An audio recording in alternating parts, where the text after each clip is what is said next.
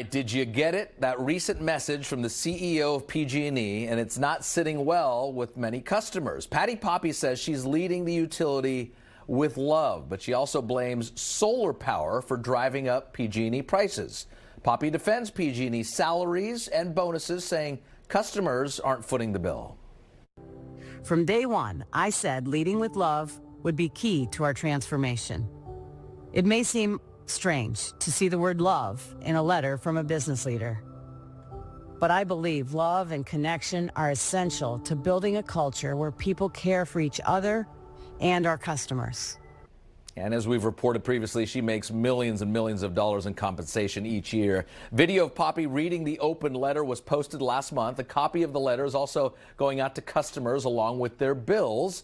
Poppe says she understands the frustrations about the rate hikes, but PG&E is suffering too, she says. It's lost customers because of solar and because of energy efficiency programs. PG&E has to make up the difference by raising rates. Now, this afternoon, a small group of protesters showed up at a farmer's market in Berkeley. This is near the Ashby BART station. They set up that booth right there, handed out broken heart-shaped lollipops and cookies, and asked people to write messages for PG&E on Black Heart Valentines.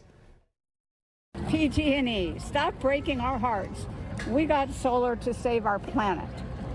Rate increase, a small one might be okay, but you're being too greedy. Joining us now is our investigative reporter, Jaxon Van Derbeken, who's been covering PG&E, the trials and tribulations for more than a decade. Jaxon, in this letter, PG&E recognizes that customers are mad, but that's not breaking news. Customers have been ticked off for a few years now. We've seen our rates nearly double. Why this PR campaign right now?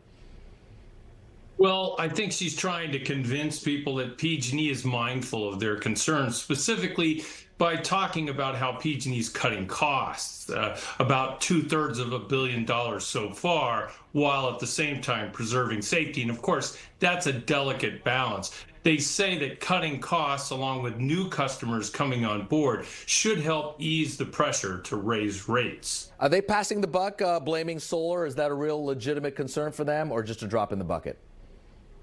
Well, experts say solar costs account for about 1/6 of the bill that a non-solar country counter can get. This customer gets this non-solar. Solar customers get a benefit, non-solar customers don't. And that's a big chunk. It pays for the fact that PG&E isn't selling that power, so they have to make up for it. And they also have to buy back excess power at a premium from those customers.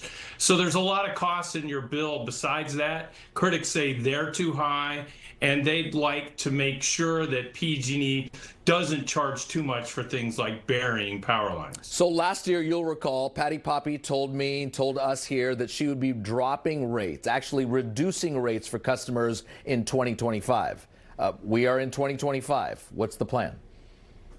Well, rates have gone down. They went up dramatically the early part of last year. They've since gone down some, but they're creeping back up again, but not quite as high as they were at the beginning of last year. Okay, that is at least some straight information. Jaxon, appreciate your reporting. Have a good night.